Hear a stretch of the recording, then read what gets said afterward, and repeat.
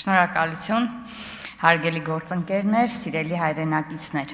Մենք այս օրերին ապրում ենք պատմական իրադարձությունների մի ընթացք, որը հաստատում է Հայաստանի Հանրապետության հեղինակավոր դերը քաղաքակիր երկրների շարքում։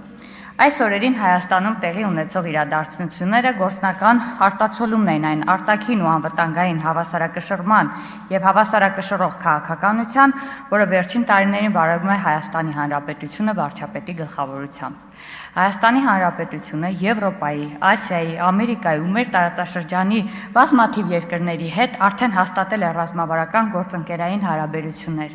Հայաստանը դառնում է Հարավային Կովկասում կարևոր աշխարհաքաղաքական, ժողովրդավարական, տնտեսական, տրանսպորտային, տեխնոլոգիական, էներգետիկ եւ հումանիտար կենտրոն եւ հանգույց, ինչի մասին այլևս բացահայտ հայտարարում են գերտերությունների առաջնորդները։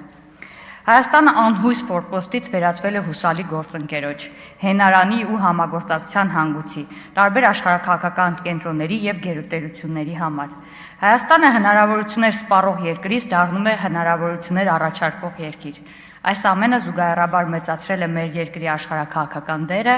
անվտանգային եւ դիմակայունության պոտենցիալը։ Այո, սա իրական Հայաստանն է, որը մենք կառուցել ու կառուցելու ենք։ Սիրելի հայրենակիցներ, այս իրականությանը հակառակ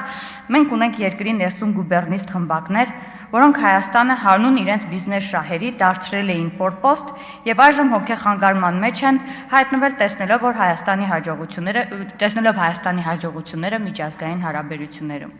Այս մարդկանց ողբերգությունը կայանում է նրանում, որ իրանք եվրոպական անձնագրերը գրպանները դրած փնովում են Եվրոպան, տարածում են ստեր եւ կեղծ տեղեկատվություն, ահաբեկելով Հայաստանը եւ նրա քաղաքացիներին, քանի որ այն, ինչ այս օրերին տեղի է ունենում Հայաստանում եւ նրա շուրջ, զրոյացնում է ուժեղ ստախոսների այս խմբակի քաղաքական գոյության հնարավորությունը։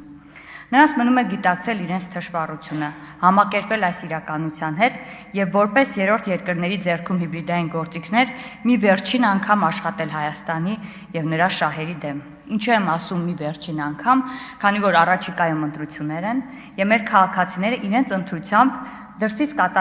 կառավարվող այս գործիքներին վերջնականապես կուղարկեն պատմության աղբարկը։ Սերգեյ Բագրատյան, հաջորդ երևույթ